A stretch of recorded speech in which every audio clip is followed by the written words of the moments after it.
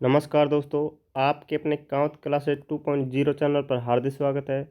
साथियों, हम लेकर आए हैं खंड 5, जिसमें पर्यावरण अध्ययन के साथियों 30 महत्वपूर्ण प्रश्न पूछे गए थे। रीट भर्ती 2022 में प्रश्न पत्र आया था साथियों, जो आपके लिए काफ़ी महत्वपूर्ण होने वाला है, क्योंकि प्रीवियस पेपर के माध्यम से हम आपके रीट भर्ती परीक्षा 2025 की तैयारी करवा रहे हैं, जिसमें केवल वही प्रश्न लेकर आ रहे हैं जो एग्जाम में अब तक आए हैं। इनके माध्यम से हम साथियों प्रीवियस पेपर के माध्यम से ही रीट भर्ती 2025 की व्याख्यात्मक तैयारी करेंगे। और साथियों, अगर आपने हिंदी के पिछले 30 प्रश्नों की प्रश्नोत्तरी जो 2022 में पूछी गई थी और साहित्य की जो प्रश्नोत्तरी हमने एनालिसिस करवाई है वो नहीं देखी, तो प्ले लिस्ट में जाकर देख ले। हिंदी और साहित्य की वहाँ 30 प्रश्नों की प्रश्नोत्तरी है, वहाँ आपको मिल जाएगी। तो बढ़ते हैं प्रश्न पर, किस किस तरह के प्रश्न एग्जाम में आए थे, इनका सभी का व्याख्यात्मक एनालिसिस करेंगे। तो पहला जो प्रश्न है साथी, राजस्थान में कौन से लोक देवता का संबंध लाचा गुजरी की प्रार्थना से है? पहला ऑप्शन है गोगा जी का, दूसरा ऑप्शन है रामदेव जी का, तीसरा ऑप्शन पाबू जी का, चौथा ऑप्शन है तेजा जी का। तो दोस्तों, इसका जो करेक्ट उत्तर है वो है तेजा जी का। D option is the correct answer. साथियों, लाचा गुजरी की जो गाय थी, उनको मेर के जो मीणा थे साथियों, मेर के मीणाओं से छुड़वाने के लिए अपने प्राण त्याग दिए साथियों तेजा जी ने। तो उसका संबंध किससे है? तेजा जी से। ध्यान रखना है, कहाँ के मीणा थे? मेर के मीणाओं से गाय छुड़वाई थी लाचा गुजरी की, उसमें अपने प्राण त्याग दिए। नेक्स्ट अगर हम बात करें साथियों गोगा जी, गोगा जी का जो देहांत हुआ था साथियों, मृत्यु हुई थी, वो मोहम्मद गजनवी से लड़ते हुई थी साथियों। कौन से? मोहम्मद गजनवी। किससे लड़े थे? मोहम्मद गजनवी से। इसके अलावा साथियों, जो पाबू जी है, उनकी मृत्यु देवल चारणी। कौन थी? देवल चारणी। साथियों, देवल चारणी की गायों को अपने बहनोई जीजराव खींची। किससे? जीजराव खींची। इससे छुड़वाते हुए अपने प्राण त्यागे थे पाबू जी ने। तो ये सारे फैक्ट हैं साथियों, जो एग्जाम में बार बार आते हैं, ये आपको याद रखने हैं। और रामदेव जी एकमात्र लोक देवता हैं साथियों जिसने जीवित समाधि ली थी। कैसे ली थी साथियों? जीवित समाधि। अगर पूछा जाए जीवित समाधि किसने ली, तो वो ली थी साथियों रामदेव जी ने। ध्यान रखना, जीवित समाधि। तो बढ़ते हैं नेक्स्ट प्रश्न पर। इसका जो करेक्ट आंसर है वो कौन सा है? Teja ji. D option is the correct answer. Next जो प्रश्न पूछा गया था साथियों वो है, सड़क मार्ग यातायात के साधनों के सही समूह को चुनिए। तो सड़क पर चलने वाले यातायात कौन से हैं वो हमको देखने हैं।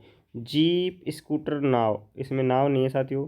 Cycle, car, jet. जेट इस पर नहीं चलता सड़क पर। बस, ट्रक, ई रिक्शा, बैलगाड़ी, ऊंट गाड़ी, फ्लाइंग कार। फ्लाइंग कार इसमें नहीं चलती साथियों।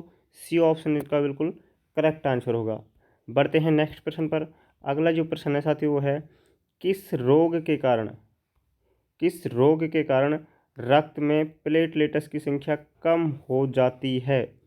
चिकन पॉक्स के कारण, मधुमेह के कारण, अमीबा एसिस के कारण, डेंगू के कारण।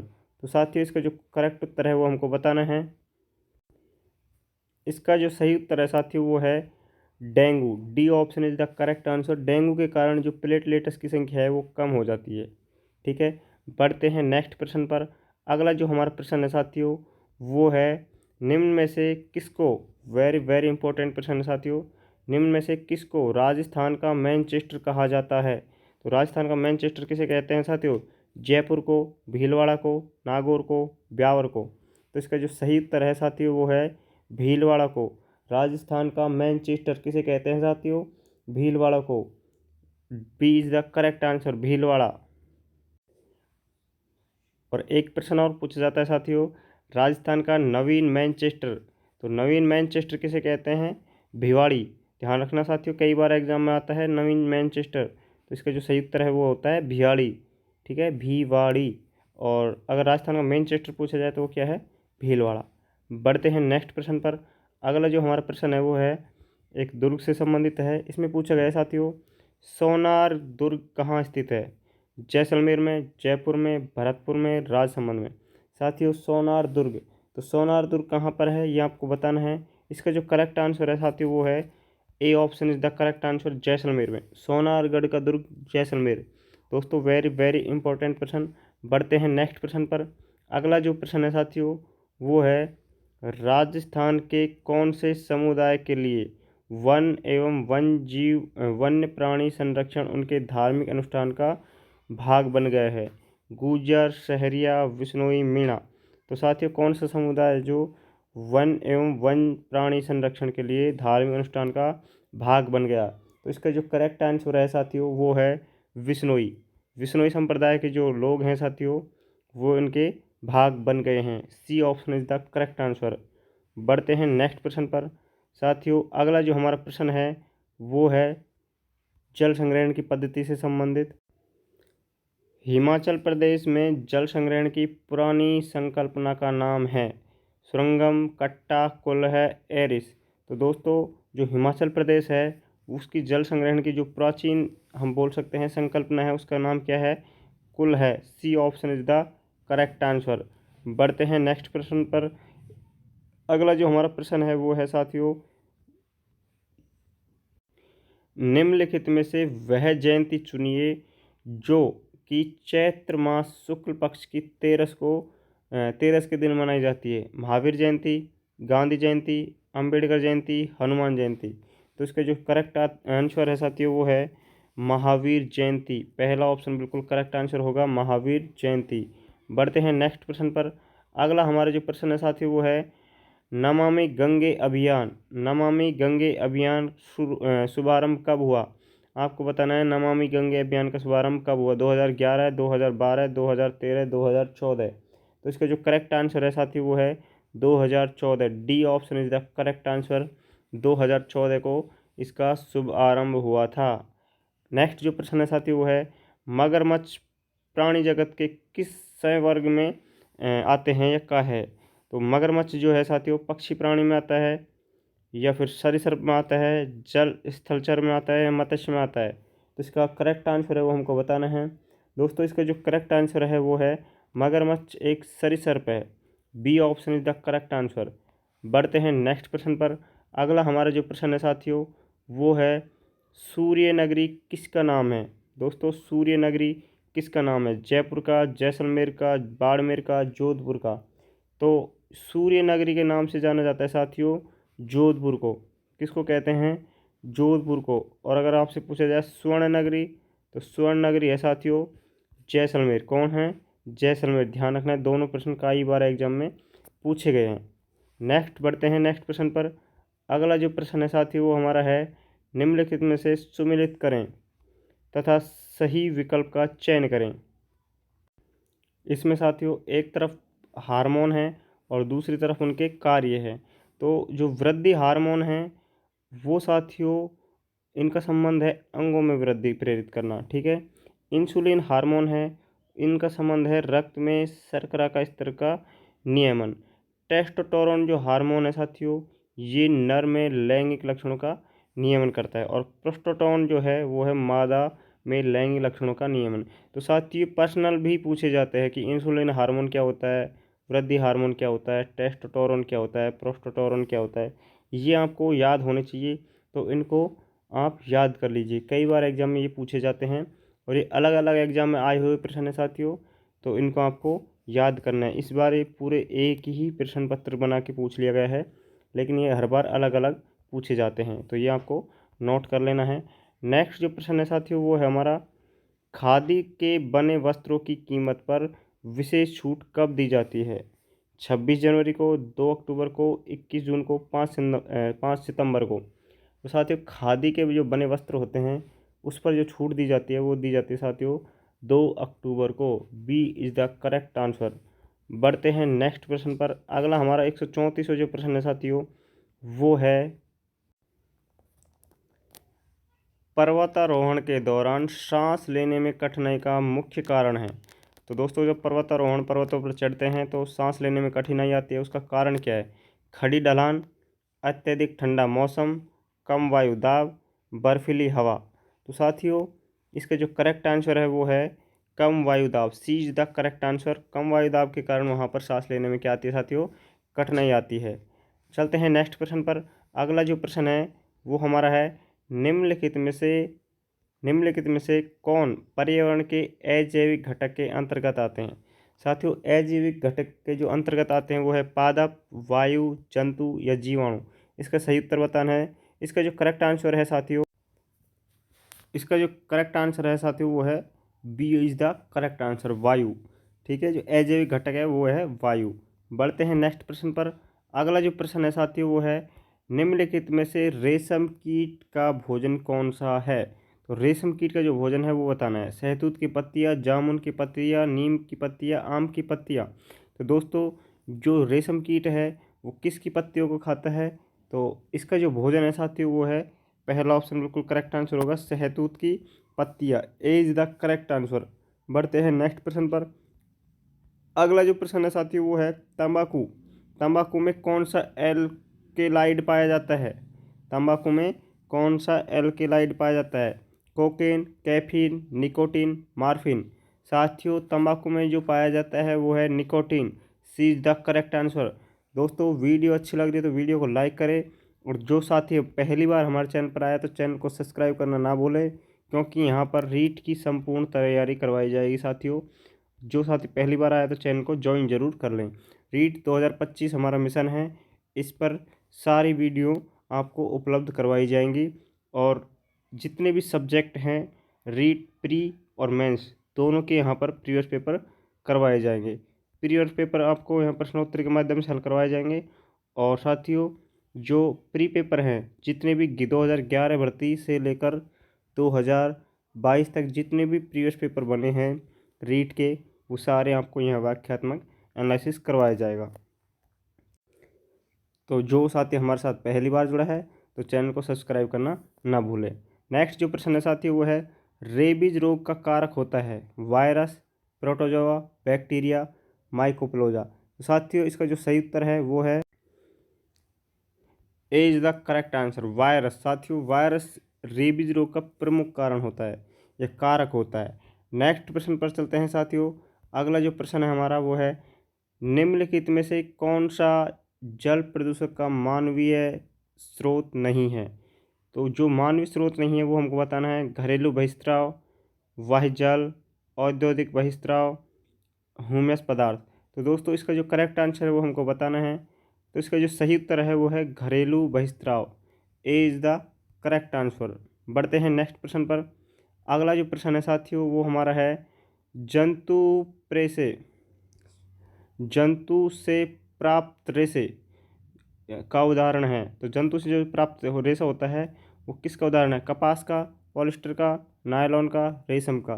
साथियों जंतु से जो प्राप्त होता है वो है रेशम। D is the correct answer.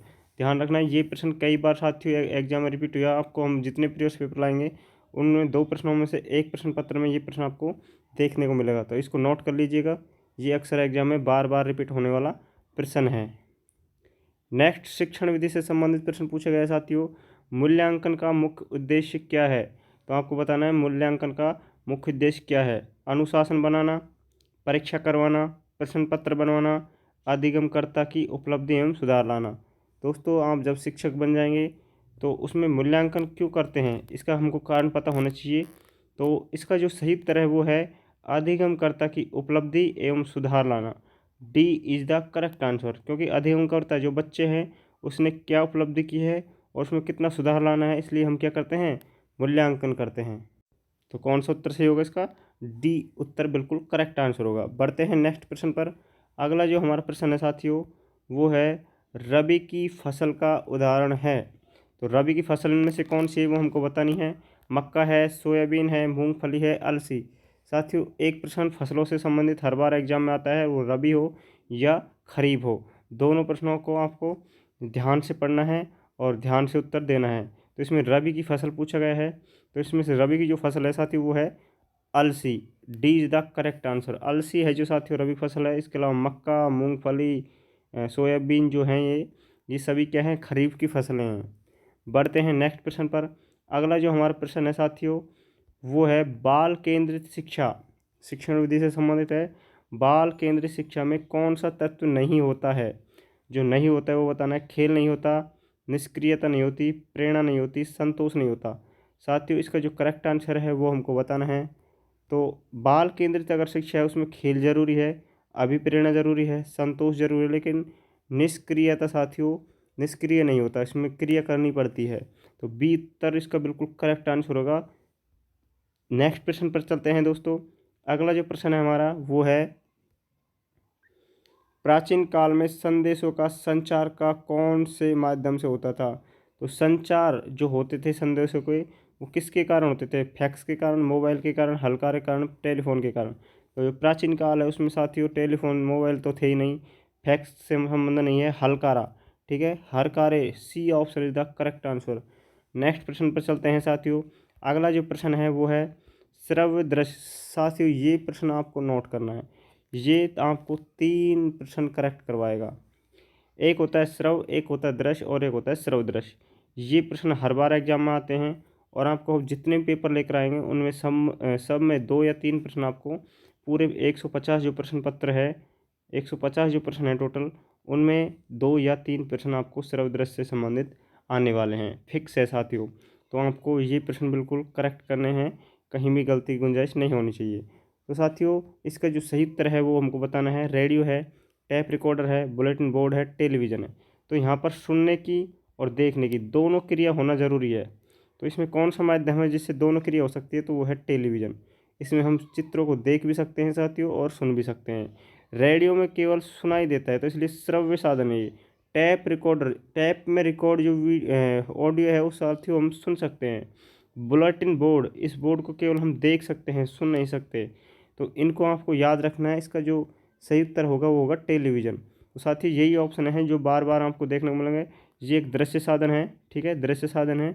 Bulletin board, एक मिनट, ये रेडियो है जो तो है श्रव्य साधन, बुलेटिन बोर्ड है दृश्य साधन और टैप रिकॉर्डर भी श्रव्य साधन है, लेकिन दोनों जो है वो है टेलीविज़न।